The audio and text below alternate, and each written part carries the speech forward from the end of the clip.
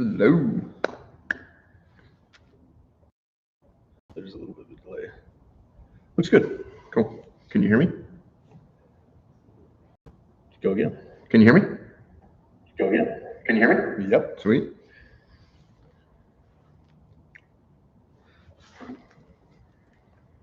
$11 waiting. Do you have a way to let people in, or does it go live?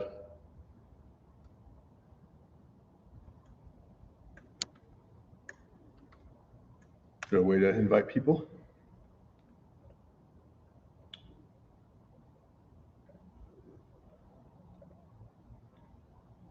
Shows 20 on. Cool. Yeah. Nice. Cool. Looks like everyone's there.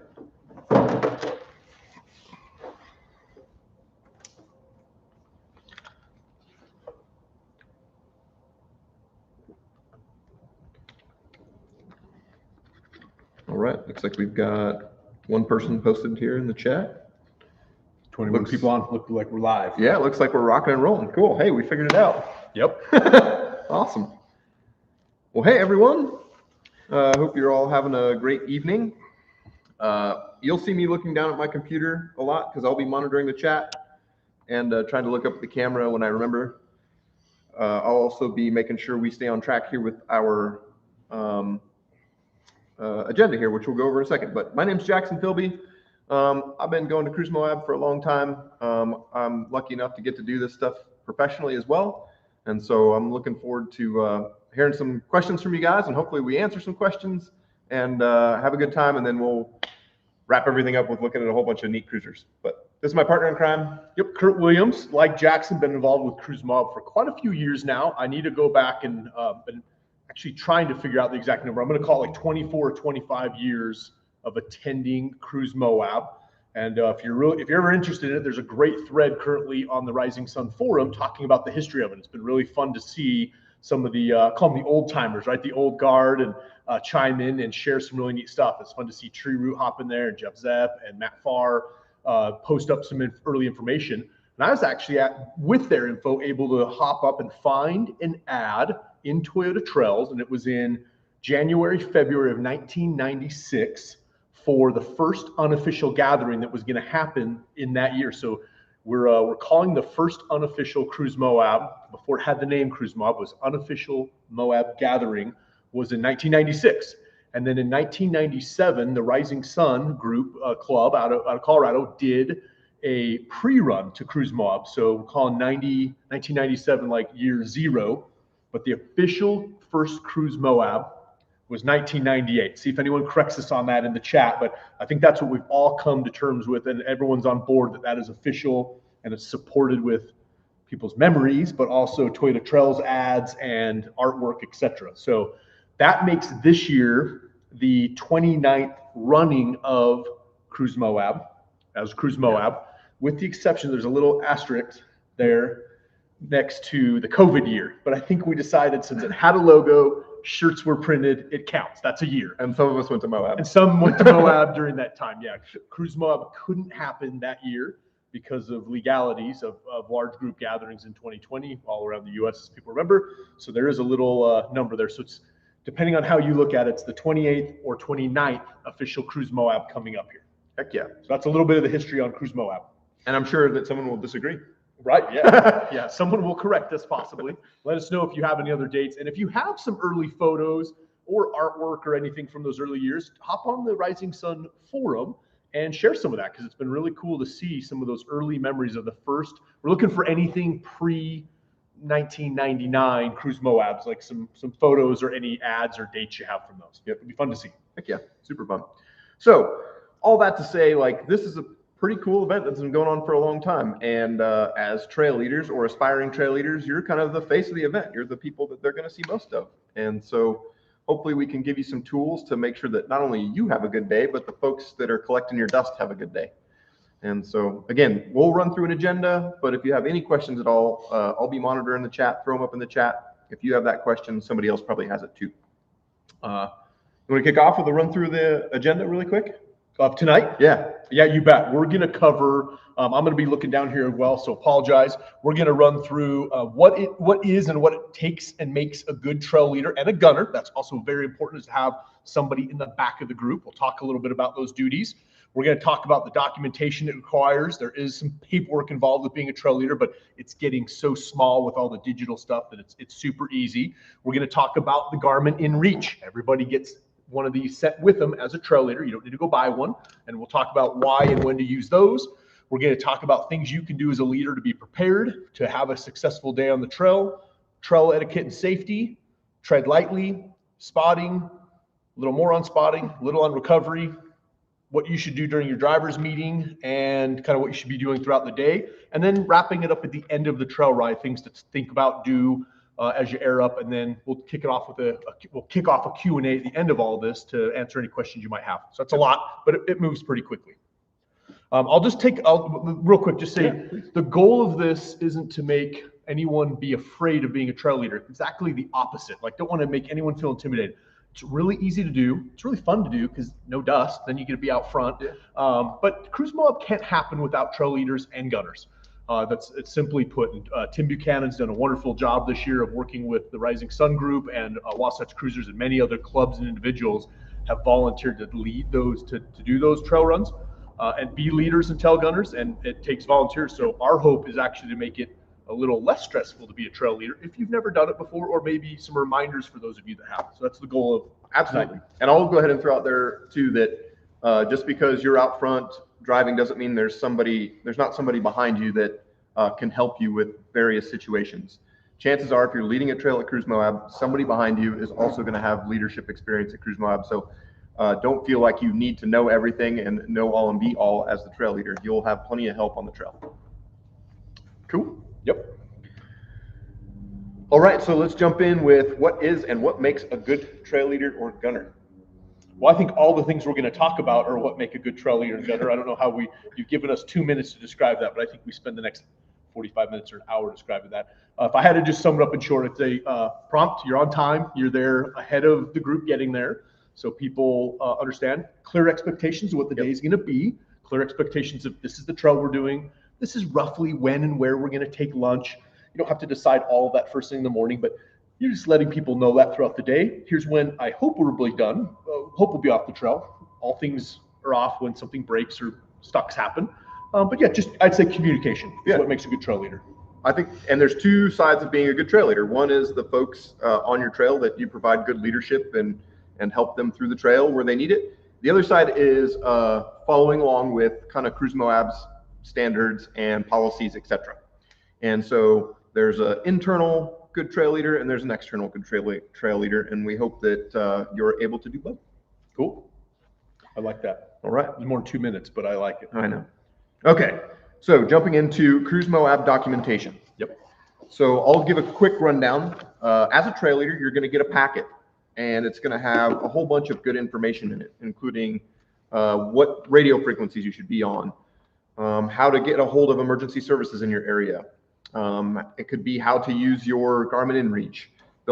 It's going to include things like our insurance information and how to report an accident and all of your permit information in there. So you're going to get this big packet of paperwork. I highly recommend that you take 15 minutes before you get to your trailhead and review that and make sure that, one, you have all of the necessary paperwork in it, but two, you kind of understand what each piece of paperwork is. That way, if you have a question and you need to go grab it, you know right where to go. You want to run through some of it? Yeah, one of the real important ones you're going to get that's handed to you in your trail leader packet is going to be your roster for the day. So this is going to tell you everybody that's on your trail or is expected to be on your trail. My recommendation would be that you have a clipboard first thing in the morning when you're there, or a flat spot if you've got a hood or a fender that's appropriate to ride on, and just set up office, if you will. So get to the meeting spot early. Plan to be at your trail assignment meetup.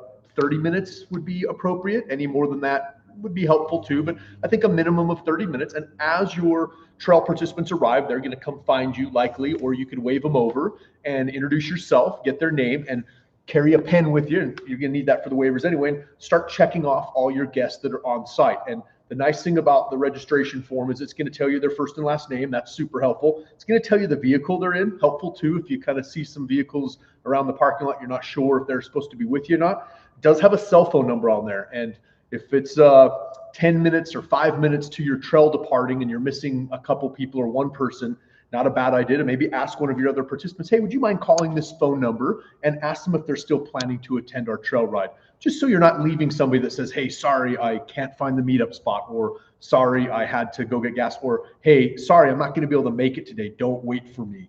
Then you can just cross them off your list. So you're going to get that in your packet. That's a great thing to review the night before. Just have a good idea of the number of total vehicles you're expecting. They will even tell you the number of passengers, and that's like less important necessarily for you to monitor outside of, you do need to make sure they've all done permits or sorry, waivers. You want to talk about waivers? Yeah. And also that you haven't left somebody at a lunch spot or something. That's true. Yeah. So I will touch on one thing we do for the swell run, because it's a multi-day run. I actually turned this into a little bit of an Excel sheet so I can have, like Jackson's point, here's how many started the trail today. When we get back to camp, I actually pull over and stop and let everyone in our group pass us back into their camp spots. And I check them off one more time to say, nobody's missing today. Because that's, it's a big, we cover a lot of ground on the swell overnighter each day. And if you lose somebody, they could be hours away from where the rest of the group is. So we've never had that happen, knock on something wood. But using your registration is a great way to do that. And then at the end of the day, great idea. Check them off at the end of the day that everybody made it off the trail. Yep. Cool. So in there, so theoretically, everyone that shows up to your trail will have already completed their waiver via some digital format, or if they weren't comfortable with that, when they picked up their registration packet, they will signed a hard copy of it. During your little powwow at the beginning of the day, your driver's meeting, it's really important that you ask everyone, hey, has everyone signed the Cruise Moab waiver? And if you get someone that raises their hand that hasn't, maybe they showed up to Cruise Moab late, who knows? You will have a bonus guest, exactly, perhaps, like somebody's hopping in that wasn't registered otherwise. Yep, 1000%. This is what your waiver will look like. So you'll have a hard copy of this in your packet. This is for adults. So basically, dyslexics get that. So they'll put their name, sign it, etc. And then you, before you turn your trail leader packet in, will sign that you witnessed them sign this waiver. That's what this line is for. If they bring minors, not pickaxe minors, but little kid minors, youth, there we go, youths, they'll be filling out this information. So their parents will fill this out, and same thing, on the bottom, you'll sign it before you turn your packet in that says, hey, you witnessed that they filled this out for their minor and all hunky-dory. But theoretically, you won't have to do any of that at the trail, but you definitely want to ask, because we need to have everybody make sure that they have filled out a waiver. It doesn't look like we have duties on these new ones anymore. Is duties gone? Yep, duties is gone. Awesome. Yep. So it's pretty simple. Their name, their signature, their initials, and a date, just saying that they've read through that. You will, these may be pre-filled out ahead of time at the top, or you'll just fill this out. You would just put the date, the event is Cruise Moab. You could put the location is the trail ride you're doing, and the date you're doing. It's a very good point. So on the location, put your, the trail that you're leading. There you go. Okay. So you have up at the top there, you have event, Cruise Moab, location, I'm leading Poison Spider Mesa this day, event date, the day you're doing it. Exactly. Perfect. Easy. Any questions on that stuff? Thumbs up. We'll move on. I haven't seen anyone struggling with that yet, so that's good. Okay. All right. So you want to hit on the Garmin InReach? Happy to. Yep. Cool. So included with your packet, sorry, I'm going to just really quick. Included with your packet is going to be a Garmin InReach and a portable toilet system. And so Kurt's going to talk about the Garmin InReach. I'll talk about the toilet system. Okay. Looks like a couple chats, but looks like nothing of consequence. No questions. So every trail ride, to Jackson's mentioned, will be issued a Garmin InReach. You don't need to go buy your own. When you pick up your registration packet at headquarters, at the Spanish Trail Arena headquarters, you will get a Garmin InReach. It will come with a little set of instructions on a nice laminated card. The quick nuts and bolts of it to remember tonight is you do need to turn that on before you depart for the trail, either at the trailhead or maybe when you're leaving the arena. Don't turn it on necessarily the night before, because that's just going to drain the battery, but you'll turn that on before you hit the trail or at the trailhead. That's going to ping all day long, and all of them have a number that Cruise Moab monitors, and there's a trail boss back at the arena that is watching the trails throughout the day. Now, they're not going to be watching like down to every minute, hey, where are these guys at? But if a trail ride is overdue, or a trail, we haven't heard from a trail ride in a while, and somebody's saying, hey, is the Poison Spider group back off of that, or is the Cliffhanger group still out on the trail? They can look at those at any time and log in at the headquarters and see where everybody's at. There are also definitely emergency functions built into these too, such as the SOS button on the side, or just two-way communication. So if it's a not life-threatening emergency, like a broken axle shaft, hey, we've got a FJ40 with a broken semi-float on Moab Rim, that would be a great time if you don't have cell service or nobody has a Starlink in your group, perhaps. That would be a great time just to use the two-way text messaging that these have. The trail boss is going to be able to see those, and they can start spooling up either a spare part or recovery with our designated recovery teams. We'll get into that later, that there are other people there to help in the case that's an issue. But if there is a life-threatening emergency, these are very valuable too. On the side is an SOS button, and the way you have to use that is open up that side and go ahead and press that button. And it's going to follow with some additional prompts and set off a series of events. That doesn't mean a helicopter is going to land within 5 or 10 minutes. That's just going to set off the SOS system and start notifying appropriate authorities. Moab has a phenomenal search and rescue team. Jackson and I have some dear friends that are part of that, and they are some of the best in the world because of how much activity Moab gets and how trained they are. But it still can take a while for a response to get there, so plan accordingly. Yep, and they'll based on your circumstances, they'll let you know what mode of transportation they're sending. So, yeah, good point on if you hit this button, it's not instant. Yeah, don't think something. Yeah, don't think they launch a helicopter that minute. I mean, it could still be hour or hours depending on where you're at.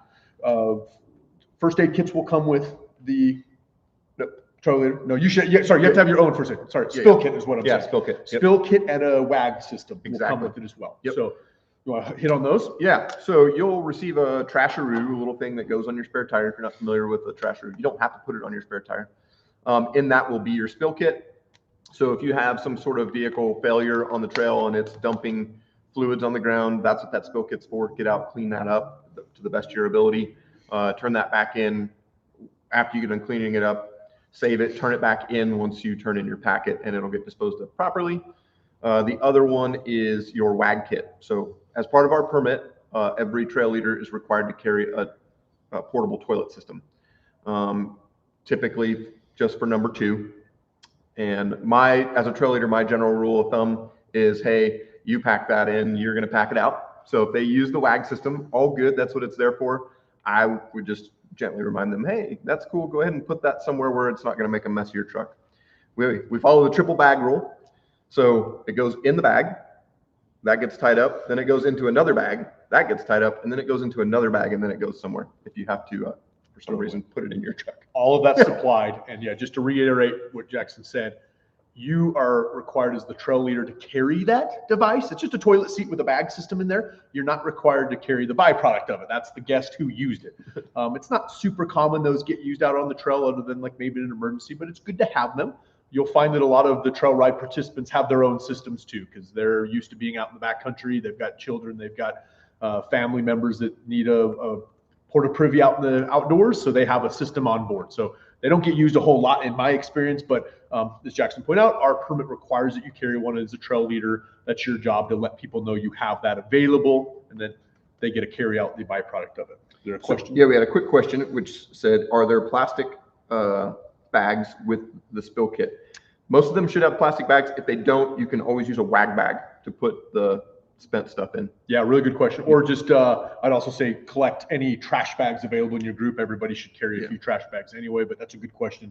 If they don't have them, that's something that we can suggest to the committee, the Cruise Moab committee, which is an all volunteer crew of folks. So I bet they would be very receptive to getting those added in there ahead of the event. Cool. Good question. I was just going to throw one thing in there really quick because we beat the inReach up pretty good, but if you have your own inReach, it's totally fine to have it turned on. We do prefer that you use the Cruise Moab inReach. That way we can track it like Kurt was talking about. And we have plans on those. So even if you're running a little bit late or somebody breaks something, it's always best to over communicate with those things than to not communicate at all. So don't be shy about sending a text back to HQ saying, hey, we broke a perf, but we've got it fixed and we're moving on. We're currently running an hour behind or something like that. That's always appreciated back at HQ. Yep. And as a trail leader, you don't have to be the one that does that. Just delegate that to somebody. If you've got a co-pilot in your vehicle, you can say, hey, would you mind keep an eye on the inReach and send some messages every once in a while. Hey, we're at our lunch spot. Over communicating is fine. They'll see all that on that main computer they have pulled up back at the headquarters. And if you're not comfortable with using one of these, maybe just ask your trail. Somebody probably is, and they'll say, hey, I'd be happy to send a message on that. I'm used to it. It's old style texting unless you pair it with your phone. Yep. Okay. If there's any questions on that stuff, post them up. You can ask questions here. After this whole thing, I'll post the video up. You'll probably get a quicker and better response by posting up on the Cruise Moab forum if you have a question after we get done with all this stuff, but ask away. So leader preparedness. So as a trail leader, and this kind of goes back into the expectations of Cruise Moab and also the folks that are going to be behind you, is that you do some work ahead of time to sort of prepare for your day. And so you want to jump in on starting on that? Yeah, you bet. So one of the first and foremost is obviously knowing the trail that you're going to be on that day. Not just knowing the name of it, but being comfortable with navigating that yourself, because therefore you've got to have a whole group behind you that could be anywhere from 5 to 15 vehicles. So preferred method is that you've got downloaded tracks. Unless you're really familiar with it and you know it turn by turn in your head, that's awesome too. If you don't, it's one that you've run a few times, but there's a couple confusing turns, maybe have a downloaded track of that. So many in fact, all of them are now available online. And if you are in charge of a trail and you don't have a GPS track for it, let us know. They could ask in the chat or ask on the forum and we can get you a GPS track of it. Absolutely. All of them are pretty available out there on the internet these days. That's going to be an easy way. So like just a tablet or off of your phone, just in case you need a little bit of help at an intersection. So you don't have to start turning around a big group of vehicles down a dead end one-way trail, or worse yet, get everybody into a pickle because you ended up down a much harder trail than you anticipate being on. So yep. I'd say a download track or a paper map. If you like paper maps, they're great too. And they'll do everything you need in Moab with a good paper map. Yep. Two resources, if you're looking for those resources that kind of come to mind are if you go to if you Google Funtreks and then put in the name like Funtreks Poison Spider, you'll get to go to Funtreks website. They'll have GPX coordinates and they follow pretty much to a T the safari routes. The other one is called Jeep the USA, another great resource for getting GPX tracks for the safari routes that we run at Cruise Moab. So, and we're happy to give them to you too, but if you're just looking for general resources, those are two great resources. They're in a lot of the mapping apps as well. If you're in Onyx, a lot of those are downloadable within Onyx. There's quite a few events. You can find a lot of those. They're all free, so don't expect to pay anything to have those trails on there. Absolutely. Very helpful to have. So a couple things that can make the day more enjoyable for the folks behind you are taking a little bit of time to know a little bit about the flora and fauna around you. It's not a strict requirement. Or maybe you know a lot about geology or are interested in geology or mining. All of those things, there's a ton of in Moab. So I carry around these little pamphlets. So when somebody hollers up on the radio and says, oh my gosh, what kind of flower is that? Megan can flip it open and look at it and be like, oh, that's a paintbrush. Cool. Hey, that's a paintbrush. Anyways, taking a little bit of time to know the area can add a whole lot to the folks' experience that are with you. I think we skipped over one too. That's an important one. Is part of a leader preparedness is picking up your packet the night before. Make sure you have that. You've got to pick up the packet at the headquarters. That means you got the GPS, you got the WAG system, the restroom system, you got the spill kit, and you have all that loaded in your vehicle. So you're not trying to track that down the morning of. Headquarters gets a little hectic in the morning, just as a lot of people are kind of coming and going and moving in and out. And if you're trying to track down your packet in the morning, it's a little too late. It's doable. It's not the end of the world. Obviously don't abandon your trail, but having it the night before is going to be a far better solution. Jackson talked about having some relevant information about the trail. The Red Rock Four Wheelers website has some good trail history and some information about every one of the trails. Just some general Google searches will find you some other information that your participants may love to hear and may give you a little bit of reading inspiration ahead of time. Another big one's going to be your meetup location and time, knowing that. That's going to be part of your packet. Those are all preset. You don't have to go choose a meeting location or time. All of that's done through the Cruise Moab committee and through the kind of the setup process. So you just need to understand where your particular assigned trail is and what time that is. And along with that would be a comms channel and frequency. Probably worthwhile to talk a little bit about comms. For many years, the old Citizens Band CB radio, 40 channels of love, was the Cruise Moab go-to. Maybe 4 years ago now, it kind of went away from that, 4 or 5 years, and now it is GMRS, General Mobile Radio, GMRS radios, which are the standard little handhelds you can buy. Cruise Moab often has them for sale at headquarters because that is part of tech that you have one of those. It is a mandatory requirement. And as a trail leader, you should not only have one, but you should have a really good one and maybe a couple spares in case somebody in your group loses a battery, or you as a trail leader are talking so much, your battery goes dead. That can happen on those handhelds. Personal preference, if you're going to be leading trails often, or you kind of want to invest in a better setup, look at mounting one to your vehicle. There are mobile mountable ones, but they're going to be more like an FRS system, but they'll talk on those GMRS frequencies.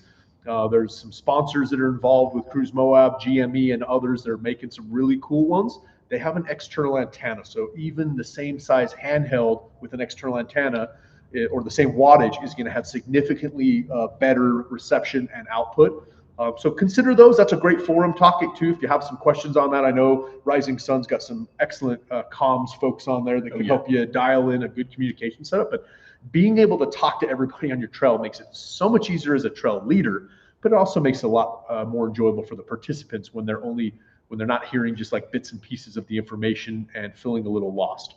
Absolutely. So comms. Any questions on comms? Or the channel/frequency will also be advertised per run. Though I'd say if you get out to your trail ride and you're doing Dome Plateau up north, or and you get up there and there's a side-by-side group that happens to also be in the area and they're running on that frequency, feel free at your trail meeting, your leader meeting in the morning to make a on-the-fly decision. That's not like hard and fast that you have to only be on that frequency. Right. Use what works for everybody. But they're all kind of designated, so you don't have to be making that decision. Yep. So another thing I like to do as a trail leader to be prepared is I go through my trail, and this doesn't necessarily have to happen if you're pre-running, but I go through my trail and try to make checkpoints where I'm like, hey, if we're on Poison Spider and we haven't made it to Lunch Cave and it's 1:00 p.m., maybe I should not go all the way out to the Overlook or something like that. So I try to go through the trail I'm leading, make checkpoints, and be like, hey, we should be here by 10:30. We should be here by like 1:00 p.m. And that way it helps me manage my time when we roll up to a cool spot. I can say, I had planned 20 minutes here, but maybe I should say 10 minutes this time, and kind of try to get folks back on track without making them feel like you're rushing them through stuff.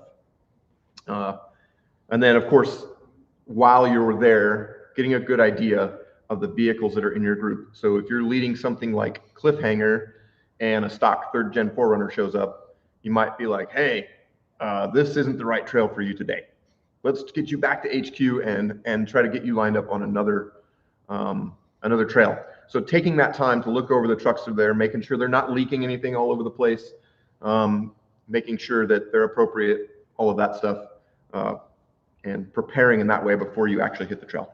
Not only do your participants' vehicles need to give a quick eyeball on them at that morning, they've already gone through tech inspection to get it for part of the event. So it's not your job to do a new tech inspection on all of them. But to your point, great idea to put eyeballs on them real quick and just make sure everything looks like it's prepared for the trail you're going to do. But part of being a good trail leader is making sure your vehicle is good to go. Yep.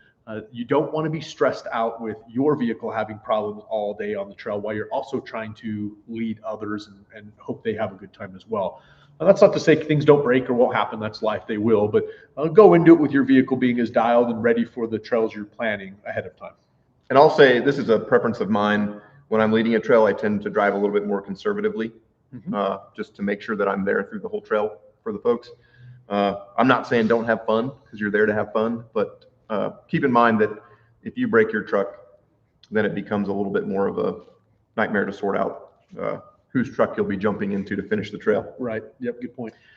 And then one last thing that's just kind of this year specific, 128, which is if you're coming in from the north, is like the really beautiful canyon drive that comes down into Moab for us and trail leaders that are going out to Top of the World, to Dome Plateau. Yeah, I think that's probably about the only ones this will affect. 128, there's a bunch of delays happening. And so there's some construction going on. So just know that when you have your group in tow, one, you may have to stop and wait to get through. If you do, politely ask the person that's holding the stop sign, hey, can we make sure we get my entire group through? And that being said, make sure your group is all together when you roll up onto 128 so that you don't have somebody that gets held back 40 minutes and you have to delay your trail start 40 minutes until that person catches back up. So roll into that 128 construction as one big group or as close to that as you can and politely ask the person holding the stop sign, hey, are you cool with our entire group sneaking through here? So that's just some advice. Plan on that for your day. I'm reading through the email here. Sorry, that's what I was doing on my phone earlier, is making sure I have all these correct. Sure. Just checking my Insta Twitter. Yeah, so it basically up to 20-minute delays. So just be aware of that when you're headed out on 128. Hopefully everything goes smoothly and you don't have to deal with that, but try to stick together as a group. Couple questions there popped in. Yep, just looking here. All right, speaking of tech inspection, what's considered a passable leak? I can share my opinion on this. It's going to be a little bit up to the tech inspector. If your truck can idle there for, call it a minute without a drop hitting the ground, that to me is a perfectly acceptable leak. If you're gushing fluids, I would expect the either the trail leader or the tech inspector, depending on when the leak starts, to ask you to remedy or do something about it, whether that's like wrapping it in some absorbent mat or something like that so it doesn't hit the trail, et cetera, et cetera. So when we're out on the trail and you get a leak, you shouldn't be leaking stuff on the trail. So that also applies to on the trail. If you're out on the trail and say your power steering hose starts leaking or something like that, don't just let it leak all over the place. Come up with a way to capture that fluid so it's not just dumping out on the trail. Does that answer your question? I think you nailed it thoroughly. Cool. If you question whether it's leaking too much, you got a month here to get it fixed. How about that? Let's move on to trail etiquette and safety. I think there was another question in there that was about like playing through on groups on the trail. It's a great question. We'll chat about that in this next section here, which is trail etiquette and safety. So first and foremost, part of this kind of goes back to being a good trail leader, but also just like the sheer logistics of it is identifying a trailhead air up and down spot. Not every trail has a big parking lot right at the beginning. Some of them like get right to business. So it would be totally appropriate to stop a half mile ahead of time, make that your meeting spot. And the meeting spots that are all pre-identified, pretty much hammer all that down. That's all good to go. But maybe go visit that the night before, drive by, make sure something really funky hasn't changed. There's not a bunch of construction equipment because they're doing something there or they built something in a parking lot that used to be empty. Go the night before or go earlier that morning and verify that that parking lot's going to work for your group to have an air down and also to have your trail leader meeting. We'll go over some of those things too. So yeah, identifying those ones ahead of time. You want to talk on convoy rules? Yeah, you bet. So if there's one convoy rule that is the absolute most important, it is to get to know the person behind you and make sure that they're always there throughout the day. If you keep the person behind you in your rearview mirror, you will continue as a convoy for the entire day. No one will get lost or left behind. So for me, that's number one. That also creates this slinky method that sort of self-manages the group to the person who is slowest in the group. And so I won't like dive into like all kinds of crazy different rules. I'll just say, as a trail leader, remind folks continuously, especially when you're at turns, hey, don't take that turn until you see someone in your rearview mirror and you make sure that they make the turn. If you do that, that's the number one convoy rule. Do you have any others you want to dive into? Yeah, I was going to say, I like to expand on that a little bit. I like everybody to get to know two people. While I would hope everybody gets to know each other throughout the day, participants in general, I ask them, please get to know two people, the car behind you and the vehicle ahead of you as well. So that if they have to make a radio call and say, hey, this is so-and-so in the red 80 series, I haven't seen the white 100 for a little while, but it's a lot easier. There could be 5 white 100s on the trail run. It's going to be a lot easier if you said, hey, I haven't seen Tom in the white 80 for a minute. He was ahead of me. And then we can say at the front, hey, let's stop and do a regroup.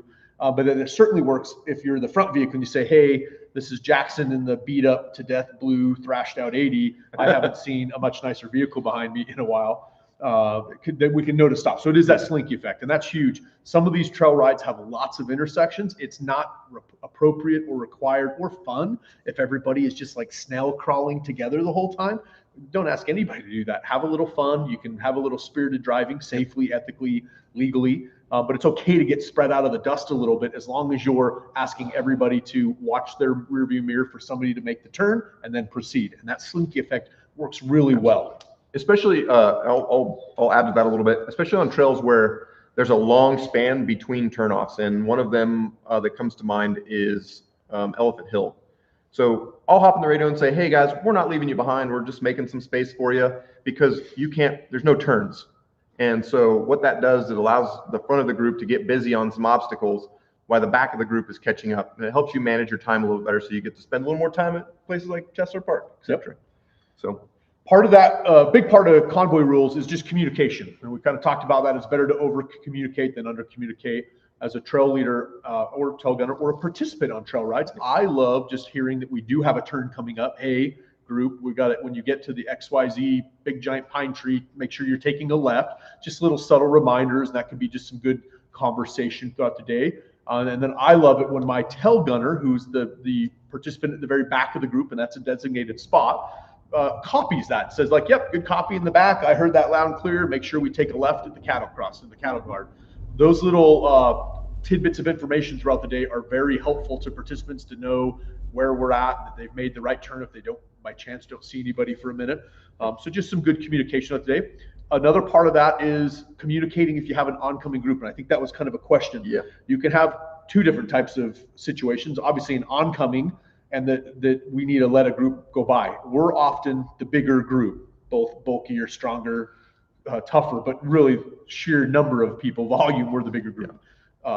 You could encounter groups that are bigger too, but the general rule is, hey, if you've got 3 vehicles that are trying to pass you, why don't you let them work through your group if you're at good, safe, and ethically responsible places to pull over. Like you don't have to drive off the trail and into virgin native soils to do so. Let that group pass you. That's oncoming.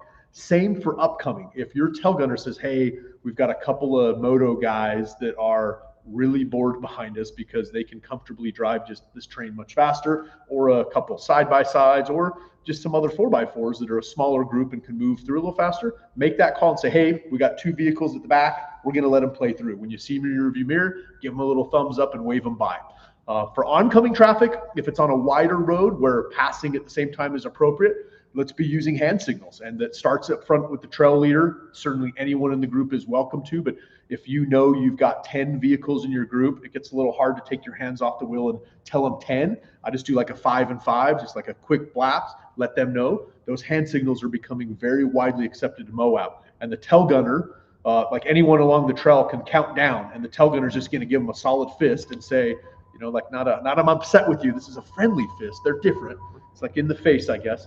But you're going to give them a fist. They know you're the last one, so they know they don't have to be watching for more oncoming. And it's a beautiful thing when they do the same thing, because then as the trail leader, you can say, hey, the last guy just gave me the signal. We'll call it the fist. Sounds weird.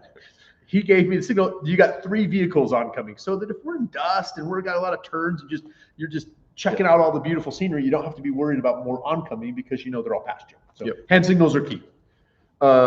If you're on if you're leading one of our national park runs, I'm going to talk to you off to the side anyways about some of the specific rules for national parks. But in general, on any of our trails, an acceptable place to pull out on is a rock or sand wash.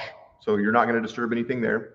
Slick rock, or previously disturbed desert. So what we really don't want to do is pull off, like Kurt said, onto virgin undisturbed ground. That's not really an acceptable way to do it. You can't control what the person who's trying to get through does. I've had several folks, just drive off into no man's land to pass around our group, and there's nothing we can do about it. If you see somebody doing something grossly bad or grossly illegal, and you feel comfortable with it, snap some pictures. We don't ever recommend that you confront them. But snap some pictures, and we can write that up in our post-use report so that the BLM knows that it wasn't us, and protect our relationship with public lands out there in Moab. Yep, I like it.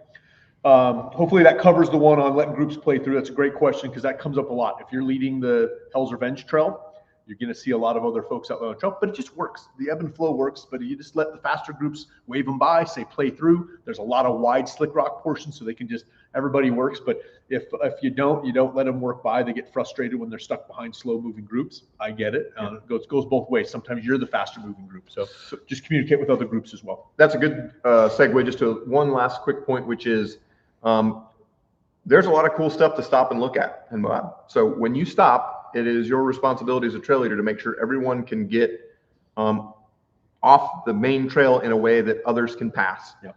So if you get somewhere and you want to go look at it, but unfortunately you can't do it in a way that doesn't block the trail, probably time to move on. So yeah, just make sure we're not blocking the trail for other users at any point in time. Yeah, good point. Yeah, the way I like to look at that is we have a permit to run all these trails. Cruise Moab works very hard to keep that permit with the BLM, state, and national park service, all the entities required.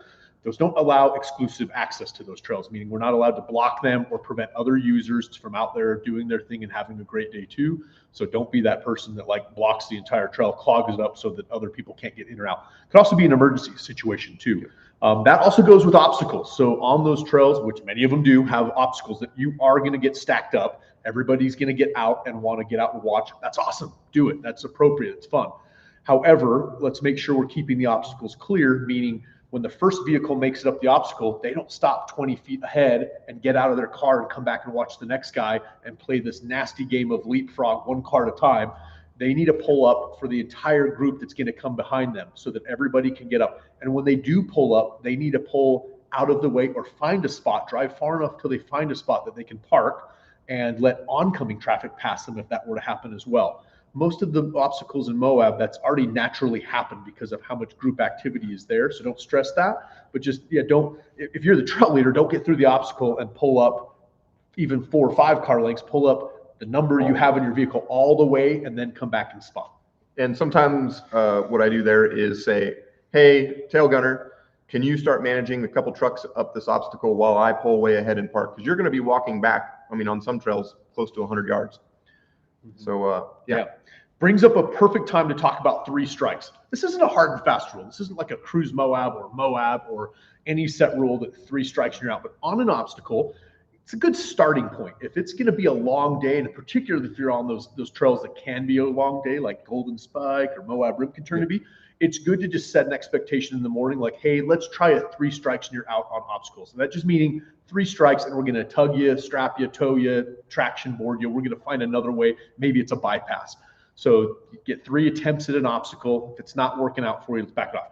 Hey, if it looks like they're really going to make it on try number 4, thumbs up. You're the boss. Give them a thumbs up and have them do it. But don't let people try an obstacle for an hour, because if you extrapolate that out to your whole group, you're never going to get the trail done. Yeah. There's going to be trails where that's totally fine to do. You may only have 3 or 4 people in your group. Everybody's not in a hurry and you got plenty of time. Maybe you're close to the end. Hey, have some fun. Play on the obstacles. So that's why I say it's not a hard and fast rule, but it's good to set an expectation that everybody gets 3 chances, and then we're going to move on and go from there. Yep. Unless it makes sense. Absolutely. Let's see. So we can talk a little bit about alternate radio channels for you and your tail gunner. There are times when there's certain things you want your tail gunner to hear that you don't want the whole rest of the group to hear. I'm not talking about like mean things. I'm talking about hey, there's a truck that's leaking some stuff back there. Can you keep an eye on it? Without telling the entire group that you've got a leaky truck behind you or something like that, or some sort of medical issue or something like that. That's always a good idea. If you have a way to do that, totally recommend that. Nobody gets left behind. Yeah, nobody gets left behind. So you will eventually, as a trail leader, with enough Cruise Moabs under your belt, have a situation where you have to invite somebody who's broken their vehicle to either ride with you or stay behind with someone, and perhaps let your tail gunner either stay behind with them or you stay behind with them and your tail gunner takes the group the rest of the way through. So the important so what of this whole thing is we don't mind leaving trucks. We really don't want to leave people. There may be a situation where you have somebody who is really stubborn, will not leave their truck there and wants to call for help and wants to stay with their vehicle. That's totally fine. Buddy system. If somebody in the group is willing to stay there with them, that's awesome. If not, tail gunner stays with them, and you can assign kind of like a new tail gunner in your group, as long as someone's comfortable with it. But don't leave people out on the trail by themselves. And that's a scenario where start communicating that back to headquarters via the InReach, or if you can make a phone call. You will have a phone number for the trail boss every day as well. They can start spooling up things behind the scenes. There are recovery teams that are set up to help with those bigger recoveries. And I get not wanting to leave your vehicle wounded or stranded out on the trail. I will say that it's Moab. It's a very friendly, comfortable place. It's not going to be stripped the next morning. And likely the Cruise Moab group is going to, the recovery team is going to have you out that night anyway. So don't be afraid to lock up your stuff, hop a ride with somebody else, get out of town, and then they can plan to get back in there and fix it. Don't go down with the ship. And this isn't Mount St. Helens, for heaven's sakes. We'll get your vehicle out of there later. Just may not need to happen when everybody is impacting everybody else's day on the trail. I'm always, I'll say this kind of loosely, in that I'm always more apt to disappoint one person than the entire group as a trail leader. So maybe keep that in the back of your head there. Bathroom breaks. So inevitably somebody's going to holler up on the radio and say, "Hey, brother, I need a 10-100 back here," or maybe something more elegant now that we don't use CBs. So we generally follow the rule of women to the right, men to the left. Haha, because women are always right. Blah, blah, blah, blah, blah. Trail joke. Just make sure that you separate it out a little bit. Make sure that if your folks need to take a bathroom break, that they are walking across the land in a respectful way that's not traipsing over vegetation or cryptobiotic soil, et cetera, et cetera. So try to pick good places as a trail leader. Give some folks a break every now and again. But if someone hollers up, make sure that you find an appropriate spot to do it. Yeah, it happens a lot that participants are sometimes nervous to hop on the radio and say they need to go, like, "Hey, can we stop because I need a bathroom break?" So if you plan some of those ahead of time, even if it's not, you don't need to go right away, good chances you'll watch exactly what happens. You say, "Hey, we're going to do a quick little 5-minute bathroom break here. It's a good spot. There's a bunch of slick rocks, some trees and some bushes around that can give a little cover, make it comfortable for guests." You'll quickly watch like doors open and people scatter, like, "Oh, I was hoping you would ask." I usually blame it on a friend like Jackson, but like Jackson needs to go to the bathroom. But yeah, usually everybody needed to go as well. Just nobody wanted to be the one that stopped the entire group. So prevent that from even being an issue and just plan some little stops. Yep, good call. All right, so another big one, which is pretty common sense at this point. No booze on the trail or illicit substances in general.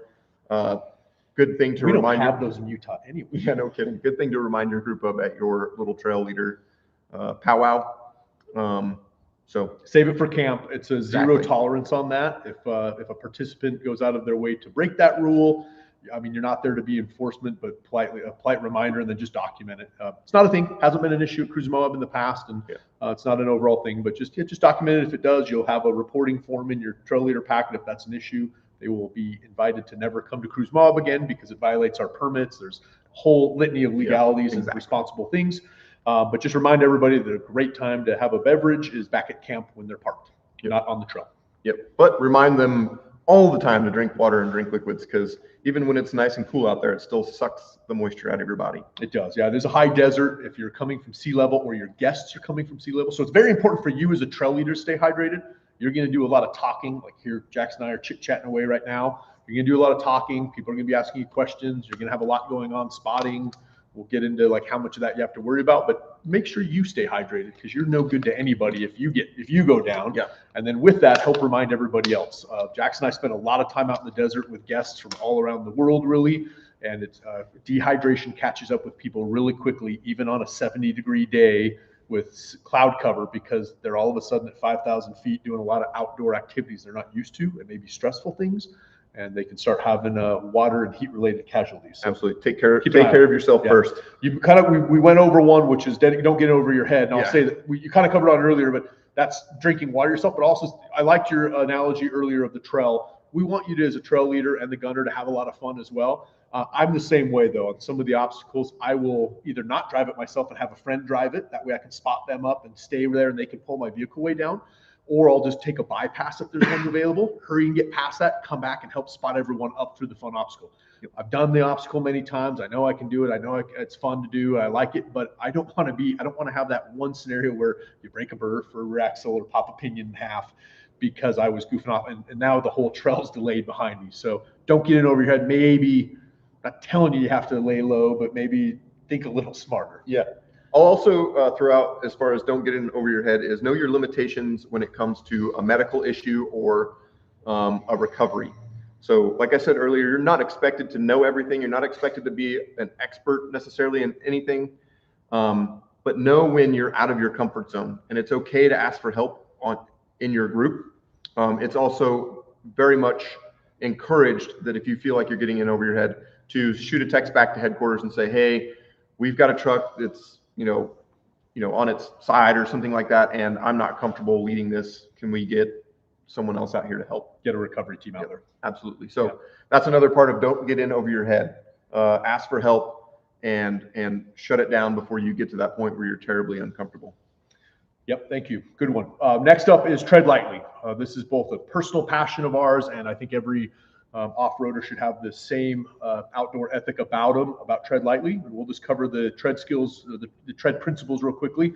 Travel responsibly. We're gonna be doing that anyway. We're gonna be traveling on the trail where it's legal to do so, with a group that also knows where and where not they should be driving. We're going to respect the rights of others. We kind of beat up on that one earlier. Just because we have a permit to run the trail and you're the trail leader that day doesn't mean you get to tell some group at the back, it's not associated with Cruise Moab, sorry, you have to hang out behind us all day long, or sorry, we're going to block this trail for the next 2 hours while we do lunch. Respect the rights of others. Make sure they're able to have a good time too. Educate yourself. I think we beat up on that one pretty good about how much you should know about the trail and the area before you go. Don't overcomplicate it. It doesn't have to be crazy, but be a little educated on it.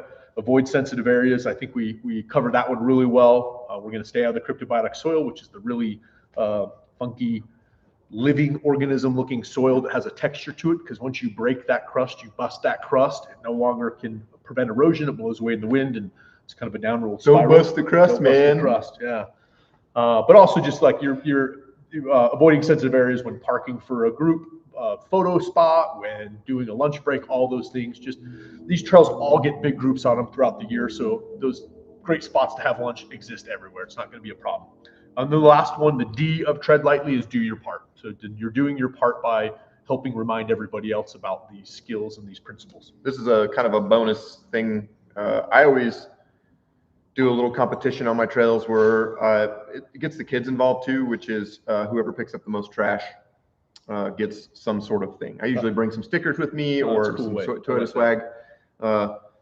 But not that you have to do that, just a cool way to keep the trail clear. Surprisingly, lately, it's been pretty darn clean out there. I haven't picked up a whole bunch of trash, but so anyways. The message is getting out there. Yep. Do you have anything else to add on tread lightly? Nada. Okay, good. Awesome. So let's hop into spotting. As a trail leader, you are likely going to do a whole bunch of spotting. It is not your job to spot everybody through the trail. If somebody's not comfortable with you spotting them and they have their own spotter, by all means, let them use their spotter. But here are some things that I suggest. Number one, ask the person if they would like a spot. So don't feel like at an obstacle you need to spot every single truck through. Number one, as a driver, I like to try stuff.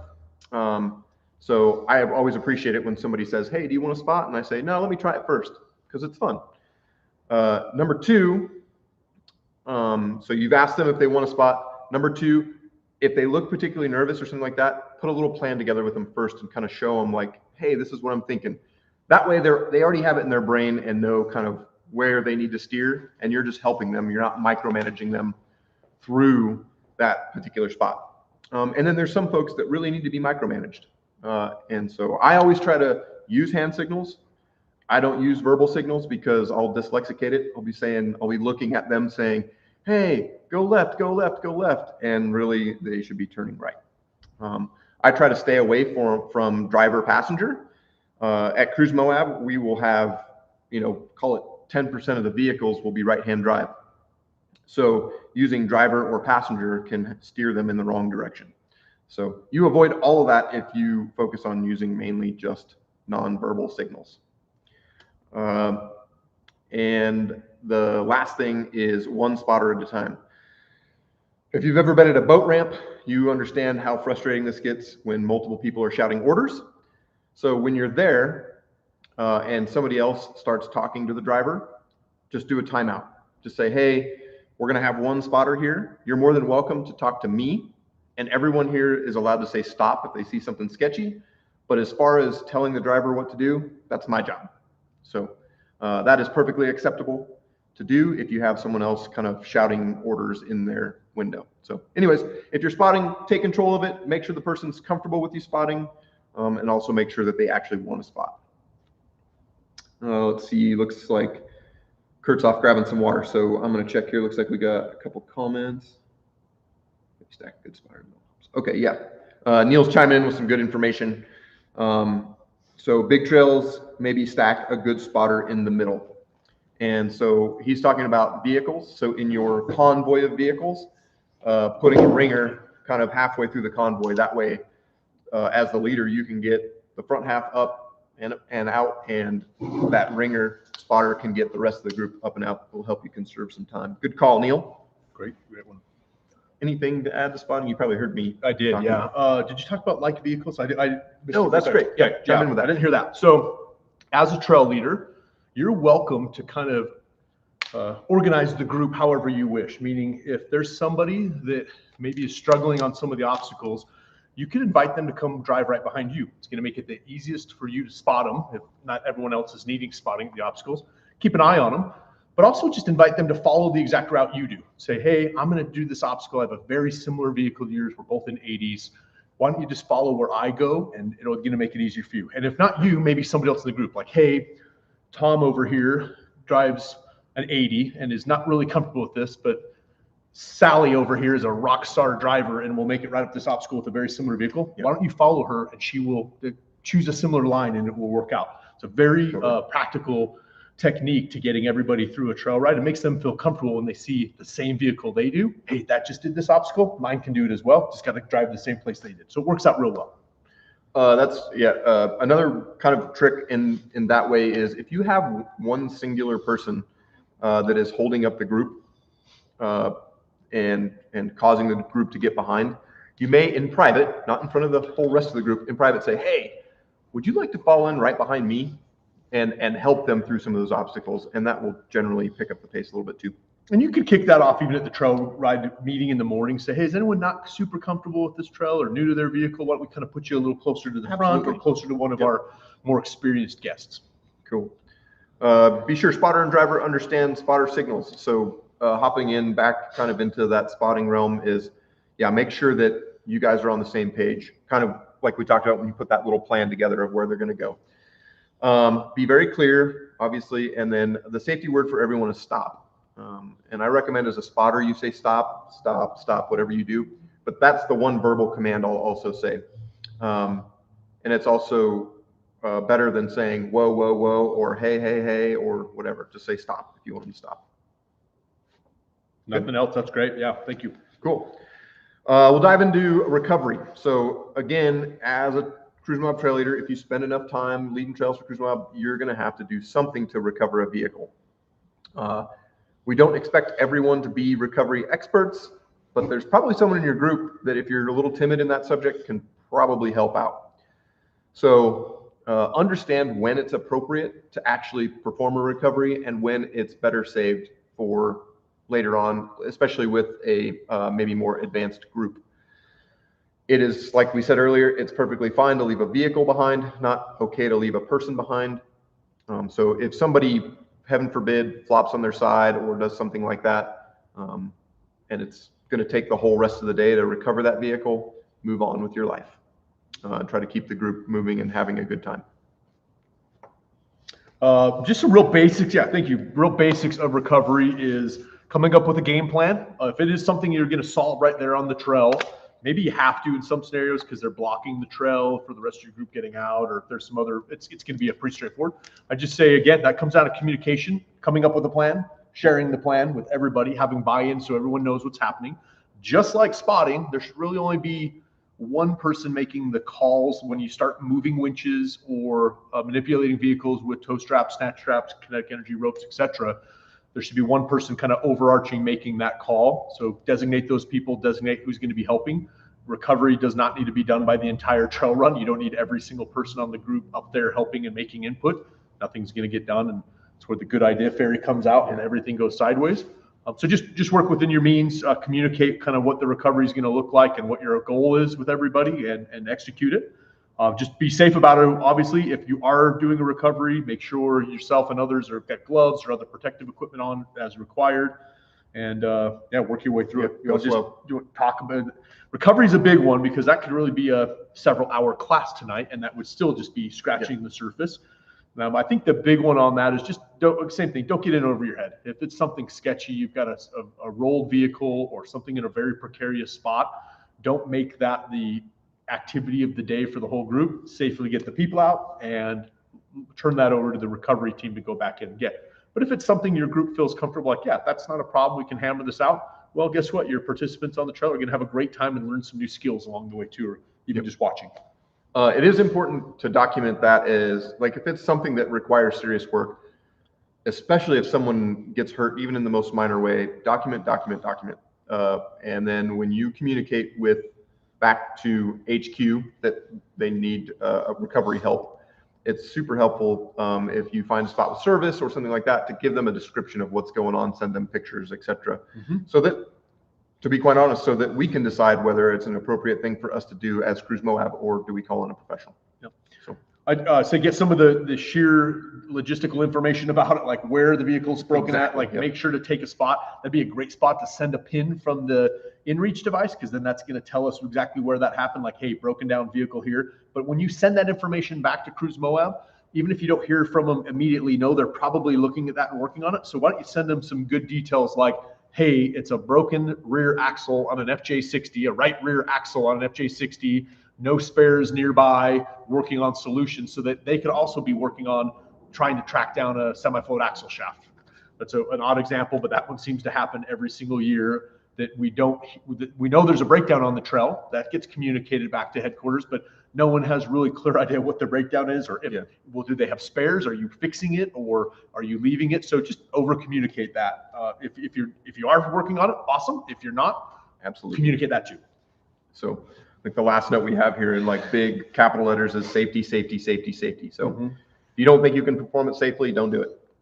Yep, good one. All right, so rocking on is your driver's meeting, like rolling into the trail. So everybody's got to the meetup spot, you gather everybody around, make sure that they've got their waivers completed, make sure that your paperwork's in order, that you have your permit and you know where you're going.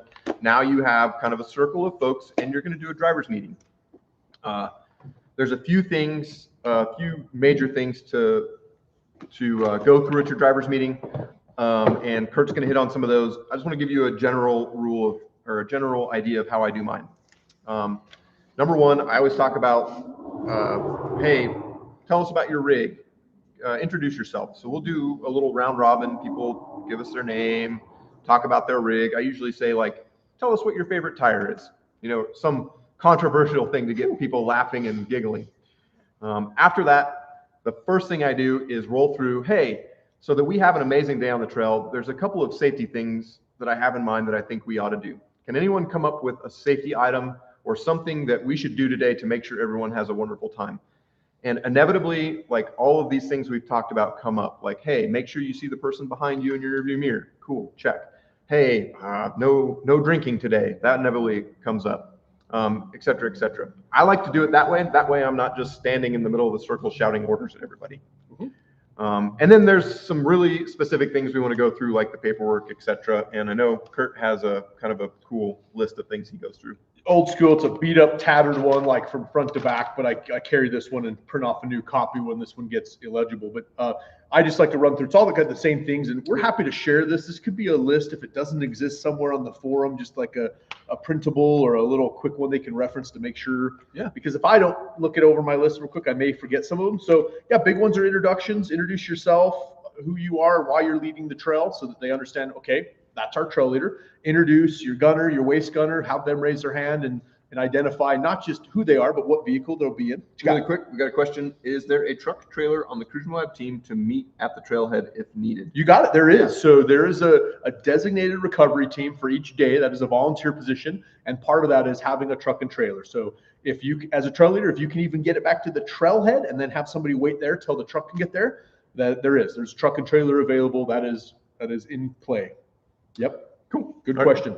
Where was I? Okay, so just running through, introduce your trail leaders, but introduce what they drive as well, so that, hey, you know that if I ever get behind Dave in the 80 series back there, something's wrong. Like, I'm behind the gunner now. Run through. I like to share a little bit of logistics about the day, just like the where, the who, the when, the what we're doing, what trail it is, what we're expecting on that trail, just so they make sure they're in the right spot and they kind of are comfortable with the buy-in. Go into that a little deeper. Talk about the roles of the trail leader, tail gunner. We kind of already did. But at the driver's lead, and just identify the participants, let everyone introduce themselves, because we want to build some camaraderie and everybody have a good time. Identify the vehicles real quick. I like to inspect for potential troubles.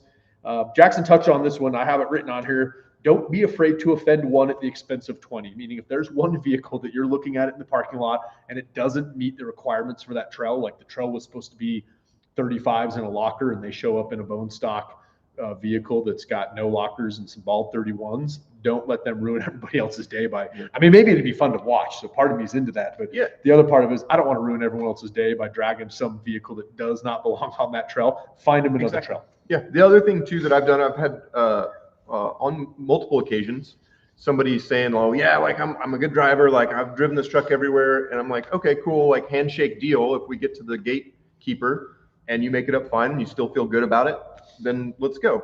If not, can we agree that you'll park your truck there in a spot that's not blocking the trail and you hop in with somebody else, and let's arrange who that person's going to be before we get the obstacle. So have that happen several times. So if they're really adamant, I don't want to ruin their day either. And I've also had it, we had I want to say a CJ3 show up on one of our runs on Flatiron Mesa, and it was like on 30-inch tires, and I was like, oh man, I don't know if this person should come along. So we made that agreement, and that dude turned out to be probably the best driver of the day.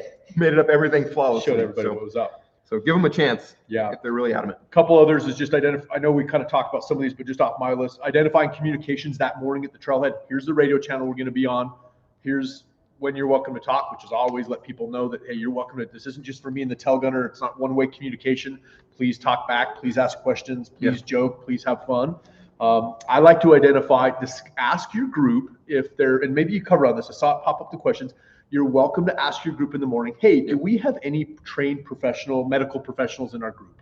And if somebody is, they're welcome to raise their hand and say they are. They're also welcome to be quiet. There's nothing that requires them necessarily. I don't know legality, but very often you'll have somebody in your group that has advanced first aid training. Maybe even that's a profession. They're a doctor, they're an EMT, they're a firefighter. And then you could at least identify that person and say, hey, if you're having a problem throughout the day, don't keep that quiet. Why don't we make this person a designated go-to to just go run that by them? They're not required to do anything, but you'll find that pops up all the time. That's a big one I do every time. I have a little bit of first aid training, but if there's ever anybody in our group that has legitimate, real first aid training, I'll always default to their experience. Other than that, I think we have them all on the list here. Looking over the vehicles, making sure you're okay with the lineup we beat up, comms, what you're going to do in an emergency, explaining the route and a rough itinerary. Of course, talking about that tread lightly is an important one. We want these trails to stay open for the future. Trail etiquette and safety, the same things we kind of just talked about keeping obstacles clear, about letting faster groups play through, what we're going to do if we encounter oncoming traffic. And then a real big one is just a roll call, and that's like running back through your registration list of all your participants. And if maybe you missed somebody that snuck in, or maybe you didn't see them come in, so you know that they're there, and that would be a good time to make a quick phone call to somebody that's missing. And then the last one is just go over those ground rules. We're not going to be doing any drinking on the trail today. We're going to be driving only on the trail today. Just cover some of those basics. And I usually let the group develop those ground rules. Yeah, I usually do a pretty good job, and then it's absolutely ties everyone together. That doesn't mean that this list doesn't mean this is just me going to town like I just did for 10 minutes talking. This is just make sure we cover all those. So if somebody in the group brings that up, perfect. I kind of put a mental check mark next to that one and move on. But if they don't, let's make sure you cover all the bases. We got a quick question here. Is GMRS required, or is FRS, or would FRS be good? So FRS is the requirement for Cruise Moab. Okay, I misspoke on that. I think I said so both. Many overlap. Yeah, many overlap. Your trail leader may make the call that, like, hey, if everyone on my group has GMRS, has the proper license, then let's switch to that, because we get, it works better, or what have you. But if you have a GMRS, there are FRS frequencies available for you to talk to FRS too. So there is some overlap. Yeah. But the requirement is FRS. Thank you. Yeah. Requires no license. It can be bought just over the counter over the counter, is that what we call it? Off the shelf. There we go. Over the counter. Both. It's can be about both. Right. At any, like, you can find them at auto parts stores. Costco has sales on them from time to time. Certainly any sporting goods store or like some 4x4 shops. Those are handhelds. They're in the vehicle. Just note that you're going to get handheld performance out of a handheld, meaning if it's inside of your Faraday cage of a vehicle, comms are going to be a little suspect if you're in a big group that's spread out. So one thing you could do to increase that is even roll down the window and hold that out the window to listen. If you hear comms coming in and it's broken, hold it out the window, turn the volume up and listen to what's happening. That will make a huge difference just getting it out of the car. You can, with some of those, I don't think FRS can have, it has to be a fixed antenna. With GMRS, if you get into that, you can have an external antenna, even with a handheld, and certainly with a mobile unit. That actually brought up a good point that we didn't really discuss, which is the idea of a waist gunner. So waist as in like waist, not like he's a waist or she's a waist. If you have a giant group, say you have like 20 trucks, to identify a waist gunner, which is someone in the middle, and know who they are, so that when you get out of handheld territory, you can say, hey, waist gunner, can you relay my message back to the back of the group?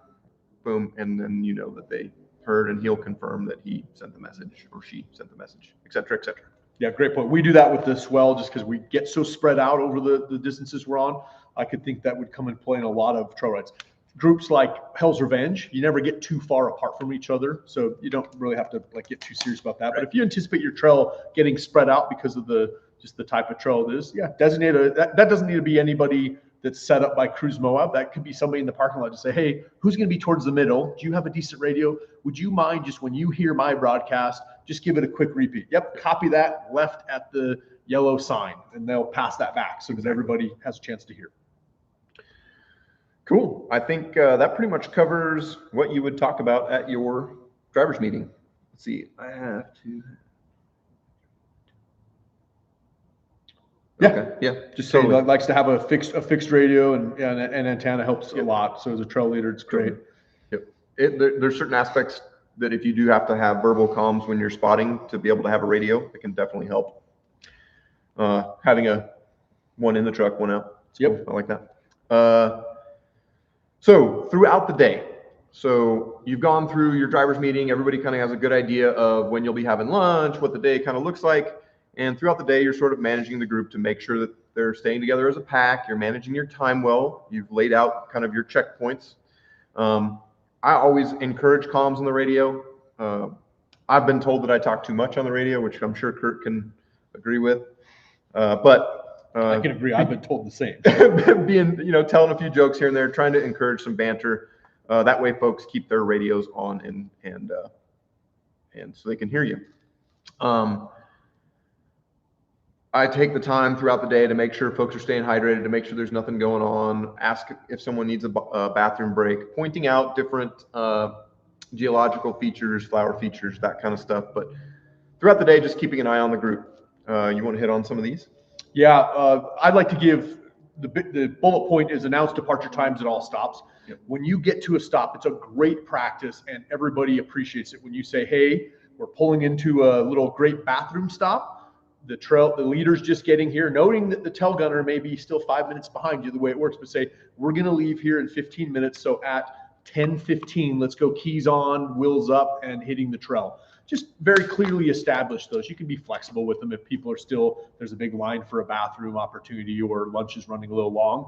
But yeah, just establish those so that it's not like this quick, hey, oh man, all of a sudden half the trail starts driving off and the tail people are still making a PBJ sandwich. So for the runs I like to do, I like to say when I stop, that's not when we should start the timer. Let's start the timer when the tail stops, because let's give them a good adequate lunch. Because there are trails where the tail can be 15 minutes behind the lead. It just gets spread out that much on longer trails, and especially if there's like some obstacles to negotiate. So yeah, just establish those times. This is when we're going to leave. This is how long we're going to plan for lunch, so that people aren't getting stoves out and getting something crazy cooking up if it's a 30-minute lunch stop. Last one we have here is keep it light and fun. So I'll tell a little story about the first time I led a trail at Cruise Moab.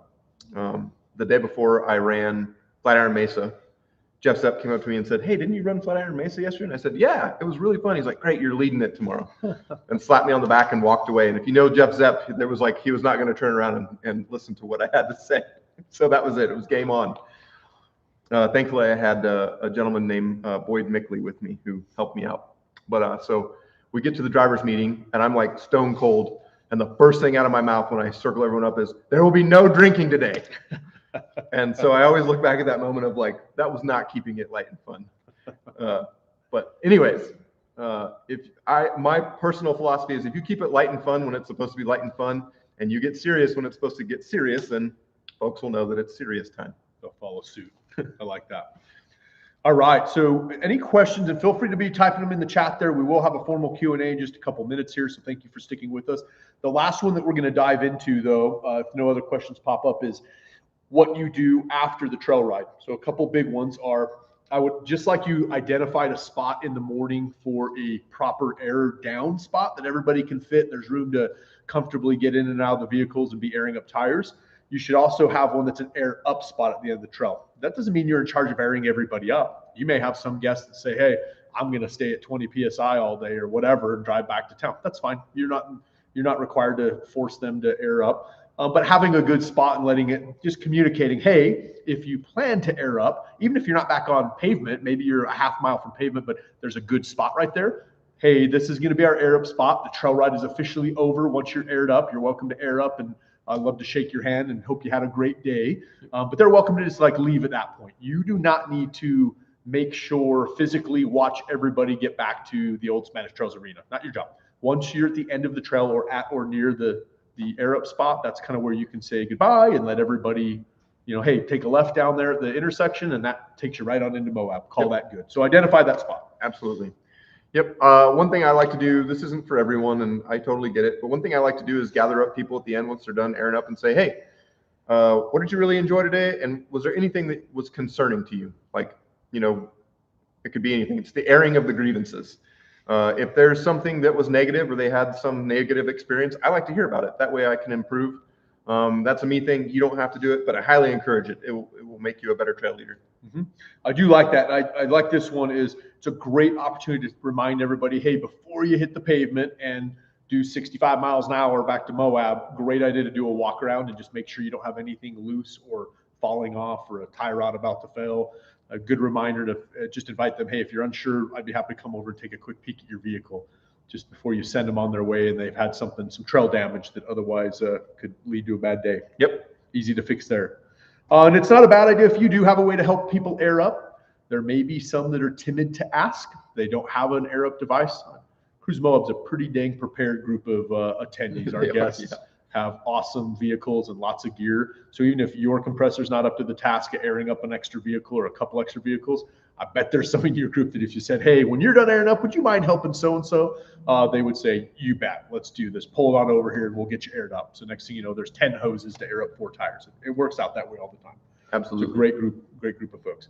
I like the idea of a follow-up meeting. I don't personally do that a whole lot because, like, at least at the Cruise Moab one, I do on other trail rides, but Cruise Moab, we're going back to the campfire at night because we camp as a group. So we get a great time to talk about the highs and lows. And that is important to let people, it's good to know what they loved about it. And that's good feedback because there is a reporting process with the Cruise Moab paperwork in your packet. You don't have to. You can just drop it off back at the arena. And that's the last thing we didn't cover is when you get back as soon as possible, please take your packet with any waivers you had filled out and your inReach and your porta potty, your toilet seat kit and your spill kit, etc., back to the Old Spanish Trails Arena and drop those off with the trail boss as soon as you get back to town. Please don't do that. Please don't get back to town, go take a shower at the Airbnb, go to dinner, etc. Go turn that back in because they need to charge that and get it re-ready. Oh, and by the way, somebody's going to be there that evening to pick it up for tomorrow. So don't be that person. They have to start calling to say, "Hey, where's your packet at? We need your stuff." So just turn it in right when you get back to Moab, then get on with your evening. Any questions? Lisa Jordan chimed in on the chat and said, reiterated all of those perfect things. timing, Lisa. I hope I just beat up on that. Yeah, just a wrist. She says, please, please, please, please. Lots of pleases there because she's right.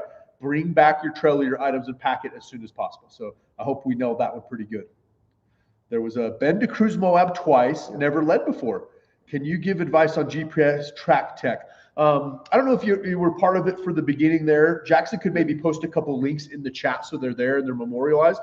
But if you Google any of the trail and the word GPS tracks or GPX file, they'll pop up for any of the trails that Cruise Moab runs. They're all very popular trails that are the Red Rock four-wheelers run the Easter Jeep Safari every year. And through that, they do what's called an EIS with the BLM, an environmental impact study.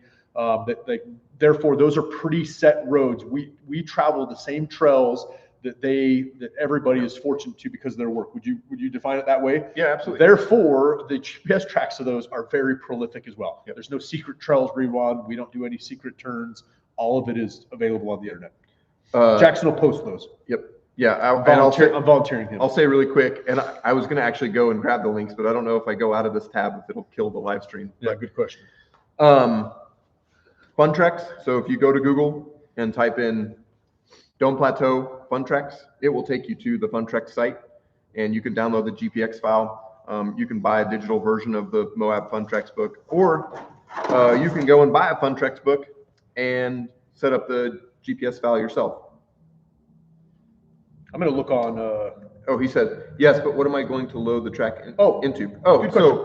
So if this is totally up to you. Somebody just posted that they like Gaia. I also use Gaia, but if you use Onyx or Gaia or LeadNav, any of those softwares are fine. If you have an old school Garmin device, that's perfectly fine. But trail leaders are not provided a way from Cruise Moab to follow a track. So that's on you as a trail leader. You need to have a map that you're comfortable with, or some sort of GPS device, or some sort of GPS software for your iPad or phone.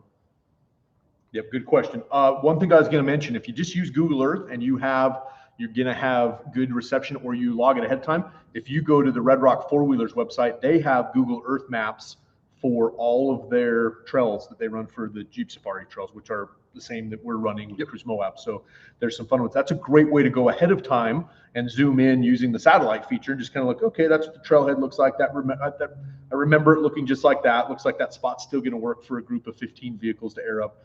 You can go through and look at all those and kind of maybe give a little preview to every turn you need to make ahead of time too. It's a good way to run through those. And then one other one that is really good for GPX tracks is Jeep the USA. So so that was I caught the tail end. That was like a tablet question or a device question. Yeah, it could be your phone, could be a tablet. I use an iPad with all my things. I just put on a little holder on the dash and can have all my tracks running. Makes it real easy. But phone works as well. You can get smaller devices too. Technically, if you own your own InReach, that would do it. That's a pretty small screen to start looking at. I should show that up here. That's a small screen. So the bigger, for me, an iPad works really well, just with a little tough case on a suction cup mount on the windshield. Works real well. Yep. So whatever you need to do as a trail leader to have that track. Again, paper maps are totally fine. I've used paper maps up until about 2019 for every single thing I did. Yep. So I think that's about it. Yeah, we're almost dead on time. We said 85 minutes, and we are at 82 minutes, if my math is correct. Yeah. So we are right at the end, and we can, if there's any other questions, just start posting them away there. Let your fingertips do the work. Share if you have a question, and if not, I think since we got a few minutes, we should have Kurt give us a mini tour of the museum. Well, I am happy to do that. You did ask, and I said I would. So the answer is yes, I will. We are here at the Land Cruiser Heritage Museum in Salt Lake, so if you've never been, you need to come visit this place. It's amazing. You'll see as Jackson does a quick little run through. And there's a lot of amazing, meaning 102 of them in here right now, amazing Land Cruisers from all around the world. And if there's one you love here, you could even adopt it. We have an adoption program where you could put your name on it, and we are a nonprofit, a 501c3, so those contributions help. So I'm gonna give a little plug for the museum because we're so fortunate to talk about Land Cruisers and a cool Cruise Moab event surrounded by amazing Land Cruisers. Yep. But are there any other questions before we go on a trail, or a little tour? Sorry. And if you think of questions in the next 5-10 minutes while we do this quick little tour, throw them in here and we'll answer them as we go. Otherwise, dude, let's do this. Okay. Yeah. So thank you, everybody. If you got to dive out and you've already seen the tour, or we're boring you to death, we hope this provides a little bit more confidence for those that weren't comfortable being a trail leader, and for those that have been a trail leader a lot of times. Awesome. Thank you for making it happen. Woo! Woo! Okay, where do we start? Go trail leaders. Go be good trail leaders. If you have any questions while you see Kurt or I at Cruise Moab, or you had a good trail leader, go ask them questions. There you go. All right, we're gonna start all the way down here. Sure. Yeah. Okay, so this is the Land Cruiser Heritage Museum. That should be pretty apparent where we're at now, I would hope. And if you haven't been here, I do truly hope you get to come visit. It's open Monday through Saturdays. It's open. You can kind of just tour and spend as much time here as you would like. And always love to show people around if I ever get the opportunity of. We have, it's a little hard to see, I'll point over to it. Our oldest vehicle is a 1953. So that's even before Toyota was using the name Land Cruiser.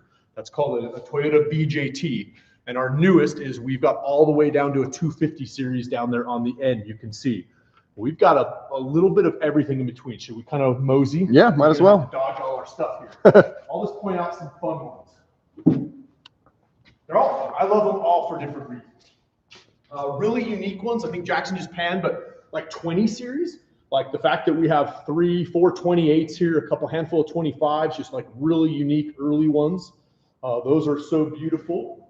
They're not all restored either. Some of them are just the way that they came to the museum or the way they were acquired. If you work our way down, we've got the 40 series. So like everything from right here, you can see that, Jackson pans, yep, all the way down to the end, the mustard one. And then you hop across the aisle and go all the way back down. This is a 40 series.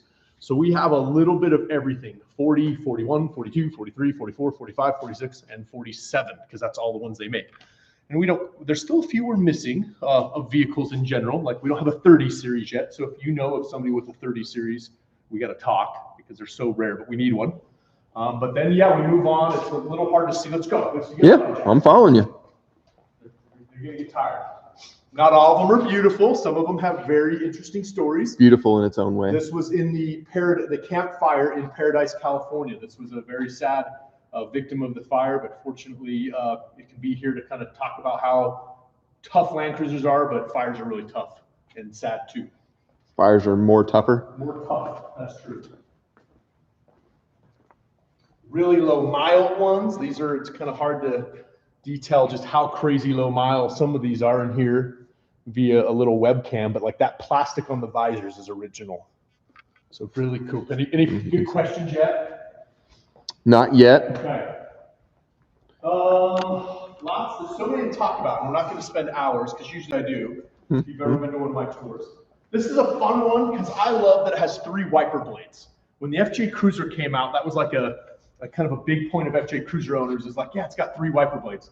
But the 40 series beat them to the punch. And one other vehicle beat the FJ Cruiser, Toyota vehicle, beat the FJ Cruiser to the punch with 3 wiper blades. I want to see if anyone can put it in the chat. Yeah, put it in the chat if you know. If you know the other vehicle that has 3 wipers. That's cool. 60s, there's only 3 variants, the 60, 61, and 62. We've got them all, but then you've got a lot of different engine platforms. You can have a BJ60, you can have an HJ60, you can have an FJ60, FJ62, etc. So we got a pretty dang cool collection of those, including, again, some really low mile ones. Like this is a rad HJ61, factory front rear cable lockers, but also just super clean. It's a really tiny truck. Fun, like a lot of different spec vehicles from around the world. So, yeah, I'm just scanning down. I think maybe, oh, okay, nope. I was making sure that I was following along with the chat. Okay, cool. No one's giving the answer yet. I buzzed up on the chat a little bit and I may have missed the back wall, there's some really cool vehicles. We got Icon. Oh, Dan the Ringer jumped in and ruined it. Of course, Dan Busey would know the question. Dan was the curator here at the museum for many years, and he said he just recently retired. We miss you, Dan. You're not off the hook yet. Cool ones around the corner here, the Land Speed Cruiser. We've got, if you're familiar with the, how come I can't remember the name of the movie it's in? Which one? The Jack Carr. Oh, yeah. Terminal List. Terminal List, thank you. It's been a long day. The Terminal List, that's a prop car from the Terminal List. I gotta like, just a quick little. So what was that one? 3,200 horsepower, like peak, and then like 2,400 when they ran. Somewhere in that range, yeah, a little over 230 miles an hour. So it's a quick one. Fastest one in the building. All right, that's cool. You gotta respect the FJ55s and the 56. So we have both 55 and 56. Really beautiful ones. Like here's another one. This has approximately 11,000 original miles. Not 11,000 after restoration. That is 11,000 original miles. Survivor. True survivor. Amazing tag-along vehicle. So for those that are we're all gonna be down in Moab here soon. Many years ago, you would have seen fleets of these bouncing along the trails because there were a whole bunch of companies, or a handful of companies, tag along being one, running Land Cruisers.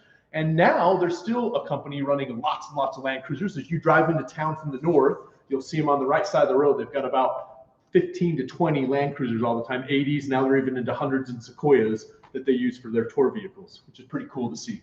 And this was a tour vehicle there in Moab. All right. 80s, got some beautiful 80s. Another like crazy one like this one right here, 78 miles, like 000,078. So less than 100 miles on this one. And the other funky part, it's a 2007 FCJ. Most of you are saying like that can't exist because the 80 went away in 1997 when the series came out. Aha, not the case. Read up on it. Come visit the museum. Yep, homework. And then starting right here and all the way down to the end, with the exception of one, which is a Q series down there on the end, full-size early truck, not a Land Cruiser. But everything else from here down to the end is a 70 series. So the 70s are cool because you can have a 71, a 70, a 71, 2, 3, 4, 5, 6, 7, 8, and 9. You can have them all. And they have made the 70 since 84 is an 85 model all the way through current. And we have pretty dang represented here. We don't have the latest generation of 70 yet, but have all the way down to really new current ones. Oh man, we're out of time. Okay, that's it. And we cut it short. You You got to visit come. the museum. You got to come visit the museum. Yep. All right, everyone. Thanks for joining. We'll see you guys out at Cruise Moab. Cheers. Cheers. If you have more questions.